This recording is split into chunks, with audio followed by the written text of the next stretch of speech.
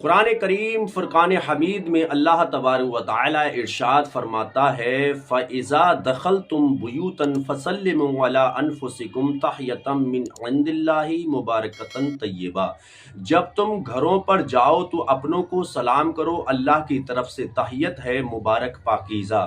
ناظرین و سامعین، السلام علیکم ورحمۃ اللہ تعالی وبرکاتہ۔ کیا آپ جانتے ہیں کہ اللہ تبارک و تعالیٰ نے جب حضرت آدم علیہ السلام کی تخلیق فرمائی، آپ کو پیدا فرمایا، تو سب سے پہلا حکم کیا دیا؟ اور کیا آپ جانتے ہیں حضرت آدم علیہ السلام کس کی صورت پر ہے؟ حضرت آدم علیہ السلام کا قد کتنا تھا؟ صحیح بخاری و مسلم میں حضرت ابو ہریرہ رضی اللہ تعالیٰ عنہ سے مروی ہے کہ رسول پاک صلی اللہ تعالیٰ علیہ وسلم نے فرمایا کہ اللہ تعالیٰ نے آدم علیہ السلام کو ان کی صورت پر پیدا فرمایا تھا اور ان کا قد 60 ہاتھ کا تھا۔ جب پیدا کیا، یہ فرمایا کہ ان فرشتوں کے پاس جاؤ اور سلام کرو اور سنو کہ وہ تمہیں کیا جواب دیتے ہیں۔ جو کچھ وہ تحیت کریں وہی تمہاری اور تمہاری ذریت کی تحیت ہے۔ حضرت آدم علیہ السلام نے ان کے پاس جا کر السلام علیکم کہا، انہوں نے جواب میں کہا السلام علیکہ ورحمۃ اللہ۔ حضور نے فرمایا کہ جواب میں ملائکہ نے ورحمۃ اللہ زیادہ کیا۔ حضور نے فرمایا جو شخص جنت میں جائے گا وہ آدم علیہ السلام کی صورت پر ہوگا اور اس کی لمبائی 60 ہاتھ ہوگی۔ حضرت آدم علیہ السلام کے بعد لوگوں کی خلقت کم ہوتی گئی، یہاں تک کہ اب وہ بہت چھوٹے قد کا انسان ہوتا ہے۔ ناظرین، دیکھا آپ نے اللہ تبارک و تعالیٰ نے جب حضرت آدم علیہ السلام کی تخلیق فرمائی، اس کے بعد ارشاد فرمایا کہ تم فرشتوں کے پاس میں جاؤ اور دیکھو وہ تمہیں جواب کیا دیتے ہیں۔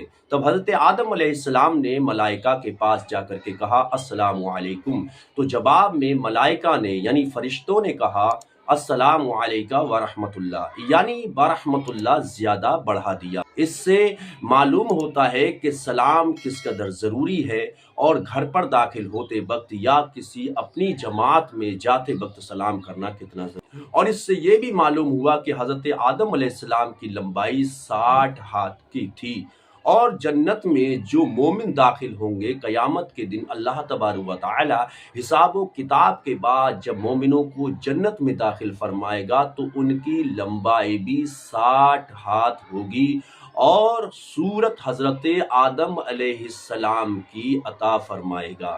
تو اس لیے ضروری ہے کہ ہم حضرت آدم علیہ السلام کی ذریت ہیں، حضرت آدم علیہ السلام کی اولاد سے ہیں، تو ہمارے لیے ضروری ہے کہ ہم وہ کام کریں جو سرکار سیدنا آدم علیہ السلام کو حکم ہوا اور آپ نے اس پر عمل کیا، یعنی سلام کیا اور سلام کے جواب آپ کو ملا۔ تو اسی طرح سے سلام کرنا سنت ہے اور جواب دینا واجب ہے۔ اگر کوئی تم سے کہتا ہے السلام علیکم ورحمۃ اللہ تو تم جواب میں کہو وعلیکم السلام ورحمۃ اللہ وبرکاتہ۔ یعنی نبی پاک صلی اللہ تعالی علیہ وسلم ارشاد فرماتے ہیں اگر کوئی تم کو بہترین الفاظ میں سلام کرتا ہے تو تم اس سے بھی بہترین انداز میں سلام کا جواب دو۔